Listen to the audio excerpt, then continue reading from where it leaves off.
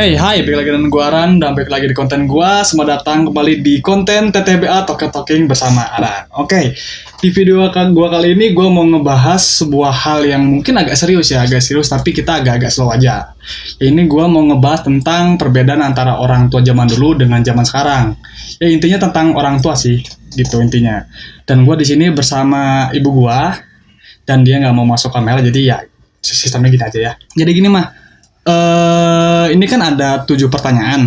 Nanti Mama ngejawabnya. Assalamualaikum dulu dong. Assalamualaikum Ma. Ya udah, Mama mau saya hai dulu boleh? Nggak usah. Oh ya udah. Jadi ini ada 7 pertanyaan. Nanti Mama jawab menurut pendapat Mama aja. Gitu. Jadi yang bisa mungkin disampaikan ke orang-orang tua lain nanti atau orang-orang yang nonton gitu kan. Buat orang-orang yang mungkin nanti jadi orang tua atau yang sekarang nikah mau jadi orang tua gitulah intinya. Ini mengenai pendidikan orang tua zaman dulu sama sekarang kan intinya itu kan. Dan juga untuk pendidikan juga orang tua terhadap anaknya nanti gitu loh. Iya. Pertanyaan pertama nih menurut Mama nih, apa sih sebenarnya tugas sebenarnya orang tua itu? Kalau menurut Mama, sebenarnya dari dulu sampai sekarang sebenarnya sama intinya ya. Tugas orang tua itu satu, pertama kali itu udah jadi kewajiban adalah mendidik. Kalau mendidik udah jelas itu udah tanggung jawab. Mendidik, merawat itu udah including dari memang mau dulu maupun sekarang. Tapi Mama tambahin sebagai orang tua itu setelah anak rata-rata mungkin anak sudah bisa ada anak sekarang itu kan kritis ya. Banyak pertanyaan yang kadang di luar logika orang tua. Tapi intinya apapun pertanyaan anak, kita cukup mengarahkan, bukan mendoktrin seorang anak. Karena anak itu kalau menurut Mama individu yang berbeda. Mereka punya wants, punya hope, punya keinginan, pokoknya harapan itu kita hargain sebagai orang tua intinya gitu. Jadi kita cuma mendampingin, mengarahkan. Kalau untuk masalah pendidikan dalam arti kata itu udah jelas tanggung jawab, itu udah jelas nomor 1 orang tua itu seorang ibu terutama ya. Terutama seorang ibu itu melahirkan udah jelas, memberikan nama itu jelas. Makanya Mama dari dulu wanti-wanti sama anak-anak sama kalian itu jaga nama baik karena itu warisan orang tua. Sampai kalian meninggal pun di batu nisan kalian tercantum nama kalian. Binti buat anak perempuan, Bin untuk nama laki-laki. Nah itu warisan. Makanya setiap melangkah keluar itu jaga nama orang tua dengan perilakumu. Itu sudah diajarkan dalam agama, terutama agama Islam. Agama manapun semua mengajarkan baik intinya gitu. Karena kita agama Islam ya kita mengikuti apa yang Rasulullah ajarkan gitu loh. Intinya itu. Jadi merawat, mendidik, mengawasi, mendampingi. Tapi bukan berarti mendoktrin. Karena itu menjadi egonya orang tua, bukan keinginan anak. Balik lagi ya. Di sini banyak sekali yang maunya orang tua begini. Ini kita balikin lagi. Itu maunya orang tua atau maunya anak. Nah itu. Oke deh, next question aja. Pertanyaan kedua ini kan mencakup soal juga pendidikan ya. Pendidikan seperti apa sih yang harusnya diberikan kepada seorang anak tuh gitu loh? Jadi pendidikan baik moral, agama, maksudnya pendidikan macam apa gitu? Pendidikan macam apa? Kalau Mama sih, menurut Mama ya, Mama pribadi dengan Papa sebagai orang tuamu, nomor 1 moral, didampingin agama. Jadi beriringan, bukan mana yang nomor 1. Nggak ada sebenarnya, salah Mama koreksi. Jadi tidak ada yang namanya nomor 1, tapi moral dan agama itu berdampingan. Ya, kalau yang bermoral belum tentu beragama. Tapi yang beragama sudah pasti bermoral. Intinya seperti itu. Banyak yang bermoral tapi kan ada yang ateis, ada yang bla bla bla bla, nggak usah ya disebutin nanti sara lagi. Nah intinya moral dan agama itu berdampingan. Intinya itu. Oke. Terus pertanyaan ketiga, apakah kekerasan bisa ngebantu pendidikan seorang anak? Karena kembali juga nih orang tua yang setelah dididik secara halus nggak bisa, akhirnya pakai cara kekerasan kayak gitu lah. Kan juga banyak tuh. Kekerasan dalam konteks apa? Kalau dalam konteks gini, mama itu kan tipikal masih seperti orang tua zaman dulu. Mama. Kalau sekarang mungkin dilaporin dan bla bla bla bla gitu ya, ada hukumnya kekerasan kepada anak intinya kayak gitu. Kalau mama punya pandangan anak itu layaknya kita kayak pedang kan, balik lagi pembuat pedang di saat masih loyo lah ya, masih dibakar itu kan masih bisa diulak-alik gitu. Tapi kalau misalkan sudah menjadi pedang itu, kalau misalkan kita paksakan akan menjadi patah. Begitupun seorang anak. Makanya mama sangat menghargai anak. Sangat menghargai anak di sini di saat anak sudah bisa memberikan pandangan. Jadi mama akan menghargai pendapat anak. Makanya kita selalu sharing kan. Selalu di floor pembicaraan apapun kita bahas intinya kayak gitu. Karena mama menghargai, tidak melihat usia. Kalau mama tidak melihat orang tua adalah yang banyak berpengalaman. Karena orang tua pun juga banyak yang belajar sama anak-anak, apalagi anak-anak sekarang gitu loh. Kita nggak bisa mementingkan ego kita gitu loh. Oh kalau mama zaman dulu, mama nggak bisa ngomong kayak gitu. Dulu ya, sekarang kita ngikutin perkembangan zaman. Tapi bukan berarti kita sendiri dikuasain sama zaman ini intinya gitu. Harusnya kita yang menguasai dong. Manusia kan dikasih akal pikiran yang sehat sama Allah. Intinya gitu. Nah, apa tadi masalah pendidikan kekerasan. Kekerasan. Dikerasin anak. Dikerasin oke. Gak jadi masalah kalau mama. Kerasnya sebatas apa? Bentakan itu untuk kalau buat mama mendidik ya. Mendidik mental seorang anak. Gak selalu anak itu. Nah rata-rata ini bedanya gini loh. Orang tua zaman dulu sama orang tua, ini ada perbedaan. Orang tua zaman dulu dengan zaman sekarang. Orang tua dulu itu keras, disiplinnya tinggi. Jadi betul. Tapi anak-anak manut. Dengar ibunya melotot aja udah takut seorang anak. Anak sekarang apa mama gini-gini, main lapor.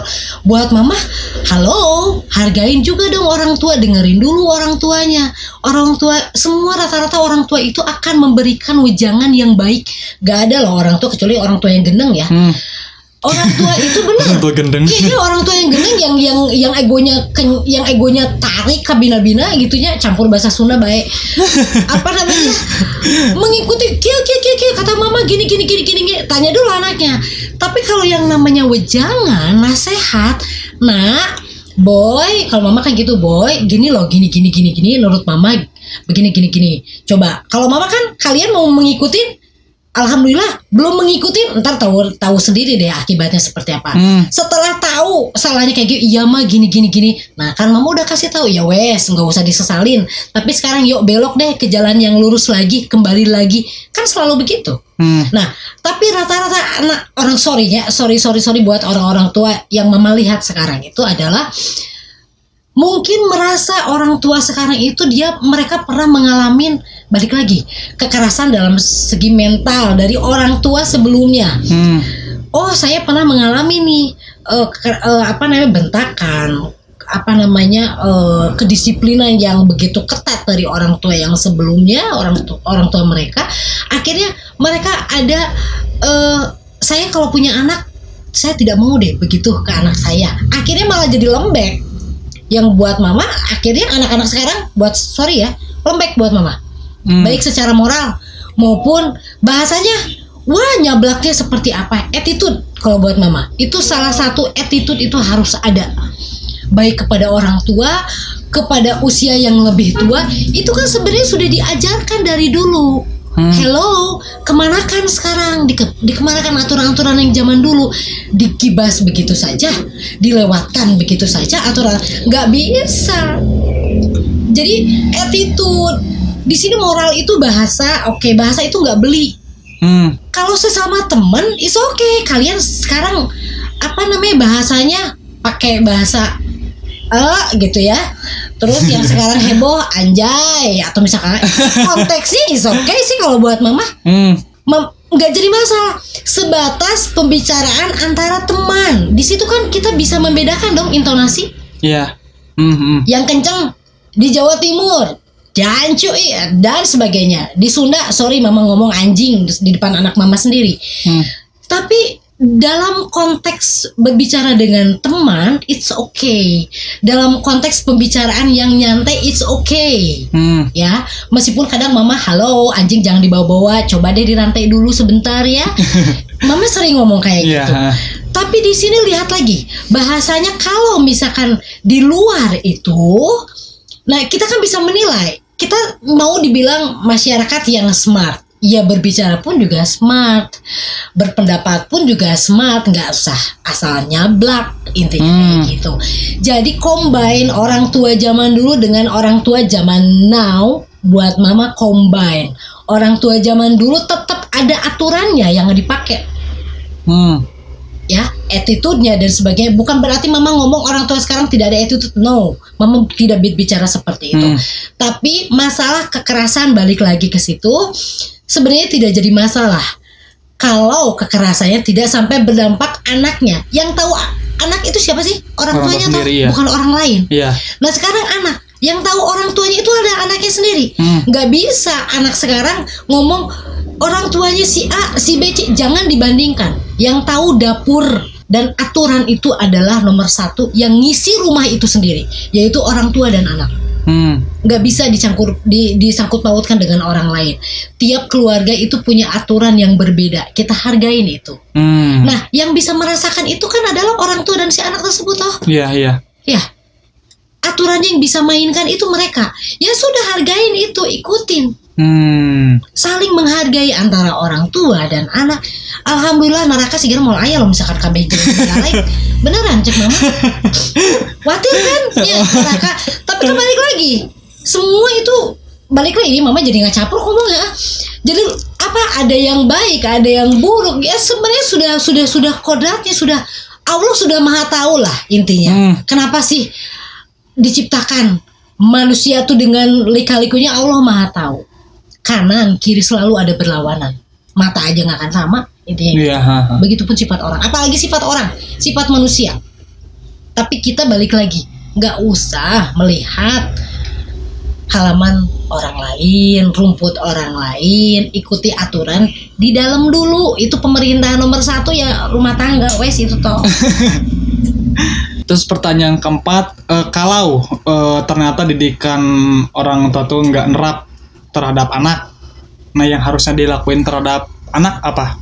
Hello, orang tua tuh punya banyak sekali rumus. Nggak usah pakai rumus yang itu mulu. Mama, sistemnya tiap anak berbeda. Yang tahu adalah orang tua, balik lagi. Terutama ibu yang selalu banyak di rumah. Mama bekerja, tapi mama tahu toh anak-anaknya. Itu balik lagi naluri nggak bisa dibeli. Naluri insting itu nggak bisa dibeli. Erek sabaraha M, sabaraha T. Nggak akan bisa diukur dengan hal itu. Mainkan itu. Mainkan naluri, terutama ibu. Begitupun seorang ayah. Anaknya begini. Nah ini makanya balik lagi. Rata-rata orang tua itu ego yang main. Merasa manehanane mereka yang paling benar. Sudah banyak berpengalaman. Halo, lihat dulu dong anaknya. Hargain dulu. Intinya itu. Tanya dulu. Yang ini nggak mempan. Rumus ini, formula kalau buat mama sebutnya. Formula 1 itu nggak mempan. Bikin lagi formula kedua. Nggak mempan juga, bikin lagi. Nggak ada salahnya. Nggak ngabisin waktu. Buat siapa sih? Buat anak-anak. Orang tua itu yang dibikin bahagia apa sih? Kebahagiaannya dia atau melihat anaknya bahagia. Kalau mama sih nomor satu, anaknya bahagia, mama bikin bahagia. Itu aja. Terus pertanyaan kelima, yang diharapkan seorang orang tua terhadap anak tuh apa? Karena kan juga maksudnya kan banyak juga nih orang tua yang kayak si anaknya tuh dididik tinggi sampai sarjana, tapi dia tuh kayak, oh saya didik kamu tinggi tuh biar kamu gini. Nah, itu kan ego yang main. Nah sebenarnya untuk apa globalnya yang diharapkan seorang orang tua terhadap anak tuh apa gitu? Kalau global ya balik lagi, yang namanya orang tua pasti ingin melihat anaknya bahagia. Kembali lagi di sini. Itu keinginannya mereka kah anaknya bahagia? Ya.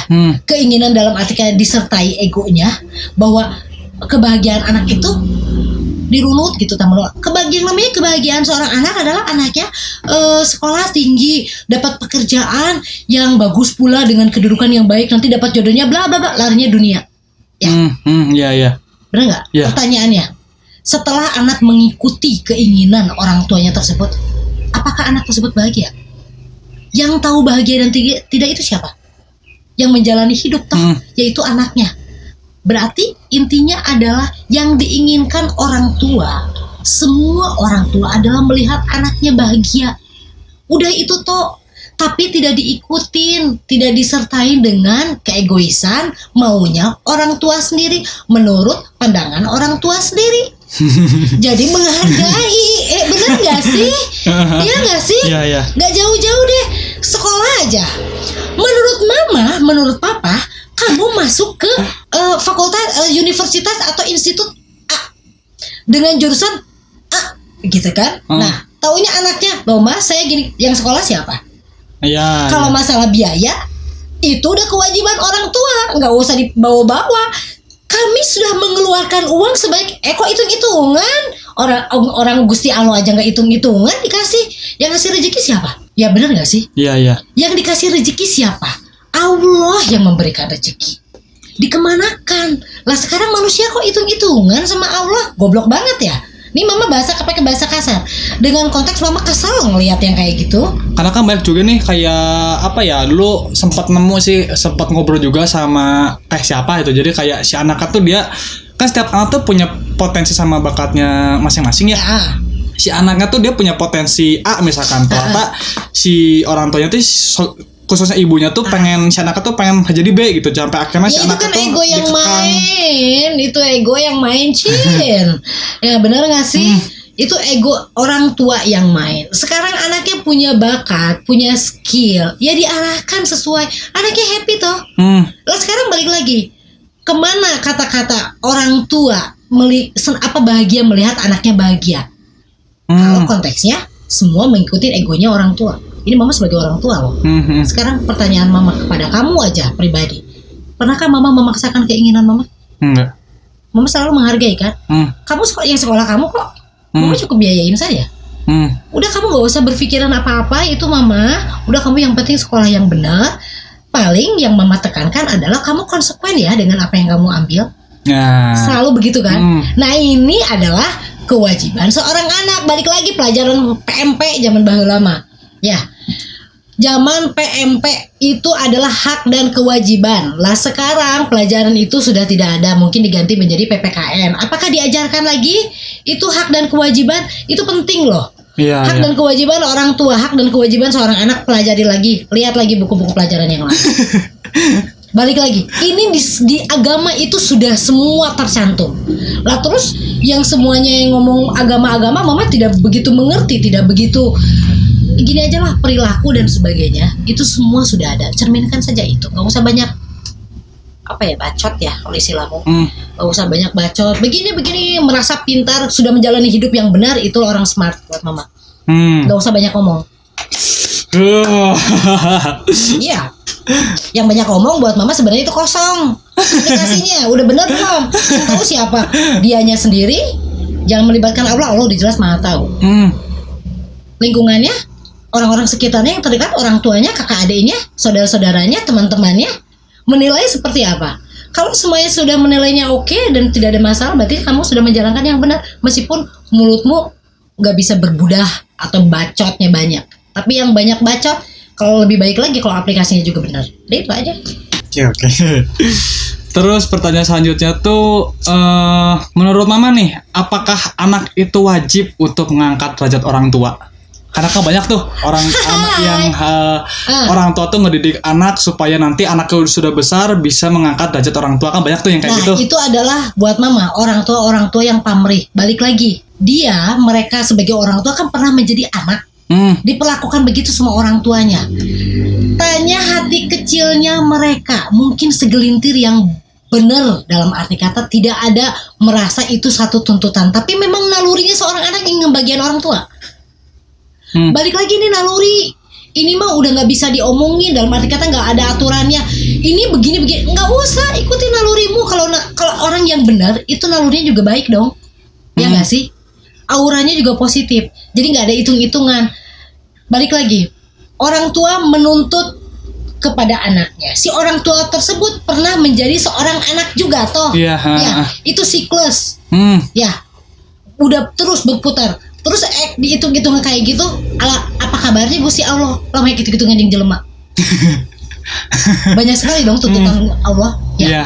Lah sekarang kita selalu mengatasnamakan, iya ikhlas tapi ada tapi yang namanya ikhlas titik, ridho titik, gak ada embel-embelnya yang lain. Ya wes, jalanin nalurimu yang berbicara. Kalau beragama, kalau bermoral, balik lagi tuh. Agama, moral, agama itu bulak-balik dekok, sama seperti itu. Itu termasuk di dalamnya. Ya masalah naluri, masalah empati, intinya seperti itu. Jadi nggak usah ada hitung-hitungan. Seorang anak atau orang tua menuntut harga kamu kalau misalkan udah ini coba hitung-hitungan toh. Iya. Bener nggak sih? Ya buat mama itu udah nggak pantas ya orang tua yang ada yang kayak gitu. Bener buat mama. Lah selama ini orang tua kayak gitu berarti anak tersebut menjadi aset. Lah dia sendiri diperlakukan begitu sama orang tua enak kagak? Itu aja balikin. Ya, bener nggak sih? Ya. Buat mama ya goblok gitu. Yang terakhir nih, kan sebenarnya pertanyaan saya ketujuh tuh udah dibahas juga tadi di awal sih. Cuman ini yang terakhir mah saran dari mama lah untuk orang tua zaman sekarang atau anak-anak sekarang yang sudah menikah, sudah punya anak atau yang mau punya anak. Saran dari mama nih untuk mereka nih gimana? Sarannya cuma satu, hilangkan keegoisan yang namanya orang tua. Hargai anak. Oke, anak belum mengerti dari mulai bayi, dari mulai dilahirkan sampai belum bisa bicara dan belum ada keinginan apapun, intinya diiringin hawa nafsu ya seorang anak. Itu betul orang tua yang terus mengajarkan. Itu balik lagi, salah satu akhirnya anak berkarakter atau tidak. Karakter seorang anak itu dari situ pembentukan. Makanya seperti pedang. Bagaimana sih orang tua sendiri? Makanya buat mama rata-rata kalau misalkan ada anak yang rada mahiwal gitu ya, atau misalkan melenceng melenceng dari itu, kalau mama selalu akan bagaimana orang tua mendidiknya. Mama tidak akan dulu menegur atau misalkan menyalahkan si telunjuk mama itu, si anaknya langsung dicap bahwa anaknya terbalik atau misalkan wah anaknya kurang ajar. Ngentar dulu bagaimana ini orang tuanya mendidiknya. Kalau mama selalu begitu karena mama orang tua. Makanya di sini mama alhamdulillah ya, kalian soleh buat mama. Beneran. Untuk yang lain-lain hal untuk memfasilitasi itu udah jelas, itu mah udah tanggung jawabnya, gak usah diomongin. Semua orang tua juga akan melakukan hal itu gitu loh. Nah tapi kalau untuk yang lain-lain kan itu balik lagi, selalu kita dampingin moralnya, kasih tahu bla bla bla, nasihat lah, gak usah diomongin ya. Semua orang tua juga udah tahu nasihat apa saja terhadap anak-anaknya intinya. Tapi jangan didampingi dengan keegoisan dan keinginan orang tua. Cukup melihat anaknya sehat, tidak narkoba, tidak maling, tidak ngerampok, tidak bla bla bla bla bla, hal yang keluar dari jalur hukum, agama, semua itu udah syukur alhamdulillah buat mama. Orang tua itu cukup kalau anaknya sudah pada gede mah dampingin aja dengan doa, wes minta sama yang punya, minta sama Allah, udah. Makanya mama selalu wanti-wanti kan, libatkan Allah dalam segala hal, dalam segala tindakan. Di saat kita mau berbicara pun juga libatkan Allah, bahwa kita tuh bukan siapa-siapa, kita nggak bisa apa-apa. Yang merasa dirinya pintar, otaknya udah dicabut sama Allah, akhirnya punya yang namanya secara medis kanker otak atau apapun yang berkaitan, yang jantungnya, yang hatinya buruk dan sebagainya, atau merasa hatinya wah selalu egonya tuh menang bahwa saya begini, keakuannya tinggi, itu melibatkan hati, kolbu, udah kena jantung, penyakit jantung. Allah udah sentil aja, udah punya mau dibilang apa, mau ngapain, dari situ tobat. Halo, iya kalau pintu tobat masih dibuka, kalau kagak salam dah. Nah di sini balik lagi, selalu libatkan Allah karena Allah yang tahu semuanya. Apa kita nggak malu? Itu aja. Malu sama orang, malu sama yang punya orang itu. Wes ya. Udah. Nyablak ya mama. Bodoh dah. Ya intinya dari percakapan ini kita cuman hanya sebatas opini lah, bukan berarti apa yang tadi diobrolin gue sama ibu gue tuh bukan suatu hal yang wajib kalian ikutin, nggak sebenarnya, cuma hanya sebatas opini kita, dan mau diikuti syukur, nggak pun ya nggak apa-apa, itu hak kalian selaku orang tua, hak kalian selaku nanti anaknya ngedenger, dan kalian juga kalau anak-anak nanti ngedenger nggak harus maksa orang tua kalian harus seperti apa yang tadi kita sebut sih sebenarnya. Itu cuma opini kita doang gitu ya. Oke, kalau gitu sekian aja. Jangan lupa like, comment, subscribe. Jangan juga lupa nonton Tomb Raider, Dead Space, sama The Walking Dead. Oke, kalau gitu sampai jumpa. Bye-bye.